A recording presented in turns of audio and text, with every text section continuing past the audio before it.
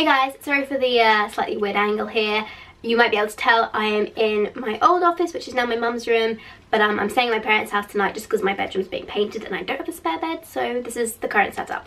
Anyway, today's video is going to be my November period talk vlog. I usually, after my period finishes, now I'm trying to do a video where I talk about exactly what happened to that period from day one to the end, or from the middle of the cycle or whatever, just so I have some sort of reference to see if I need to talk to a doctor or whatever about my period for some reason. And I like to kind of keep up to date with how my periods are changing, because they are slowly changing as I get older, and it's just really useful for me to do that. So anyway, starting with this vlog, I want to go back a bit to when I ovulated. This month I got a positive LH test, which is like an ovulation test, on the 14th day of my cycle, so that was around the time I ovulated, which is normal for me. It can be a bit later than that. I generally ovulate between the 14th and the 16th day of my cycle, but I like to take a test because then I know exactly which day my period is going to come, because my cycles are really regular, and if I know what day I ovulate, I know what day I'm going to get my period, and sure enough that happened this month, although not exactly. Ovulation this month was pretty painful. Like, I have a strong suspicion I might have had a cyst because it was really sharp pain. I had to lie down and on my side with a pillow between my legs to get rid of it, and it's not, I sometimes get a twinge but nothing like that before. So cysts are pretty common, they don't tend to be dangerous, and I've had one before. I know, I think the second period I ever had, I had a cyst on my ovary, and I know that for a fact because A, it was painful, and B, I just so happened to have an ultrasound at that time. There's an ambulance going. I happened to have had an ultrasound going at that particular time for a different problem with my stomach, and they noticed that one of my ovaries was swollen and I probably had a cyst or an egg that had exploded. So when I told someone at school about that, I then became known as the girl with firework eggs, so that was fun. Going on to when my period started last Friday. I don't know what the date is, I don't have my phone or any kind of thing to identify that. Oh, I think it was the 20th. I think I started on the 20th.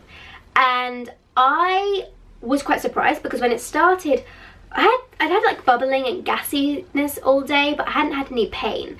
And I just took my underwear and I was quite surprised, like, why am I so gassy and so bubbly? I ran myself a bath, took my underwear off to get in the bath, and noticed that my period had started, obviously, because there's blood all over my underwear.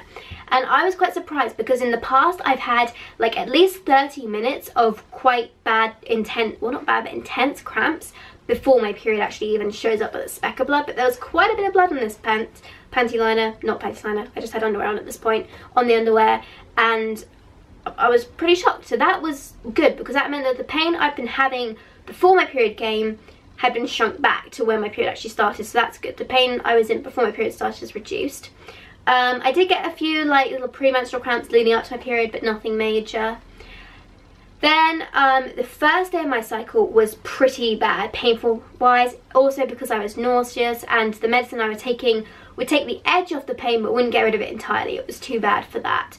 And that just kind of sucked because I couldn't do anything all day. One thing I did notice about the first day of my period was I think it was slightly less heavy than I usually am.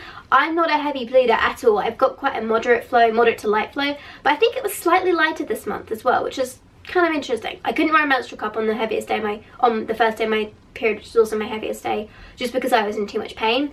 But one thing I did notice was I passed, after I'd had a really bad wave of cramping, I passed a really vibrant red blood clot, and it was tiny, like absolutely minuscule, but it was really red. I haven't had dark or black clots from my period for a long time now. I used to take Dong Quai to get rid of that, and it seems to have worked. I haven't had them since, but this really vibrant red clot I'd passed, and I thought, oh, I wonder if that's why I was in so much pain. I wonder if it was something to do with that, so who knows. Anyway, that continued on. I stayed at my parents' house that night, and I had to wake up to take one naproxen at 3 AM and then one paracetamol at 6 AM. And then when I woke up the next morning on period day 2, well 2/3 if you count the night that I started my period as day 1. If you don't, I didn't this time because it was so late in the evening, I kind of counted the Saturday as day 1. So on Sunday,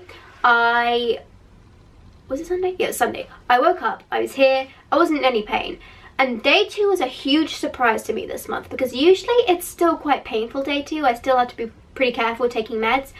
I didn't have to take any more medication until 12 midday, and I'd gone out shopping with my mum. I was wearing normal clothes, nothing tight or really loose, and I could go all around the shops. I had plenty of energy, and the only time I had to take some medication was after I'd sat down and had something at a cafe, and I think it might have just been bloating, to be honest.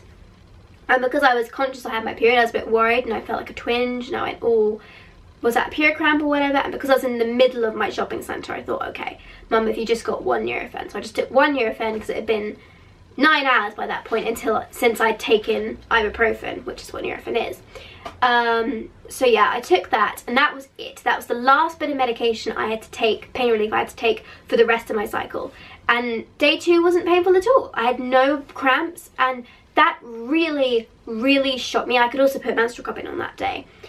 And I think it was lighter again. It was like barely half full, my menstrual cup, and I wore it from 10 in the morning until like 8 o'clock at night. So pretty long time.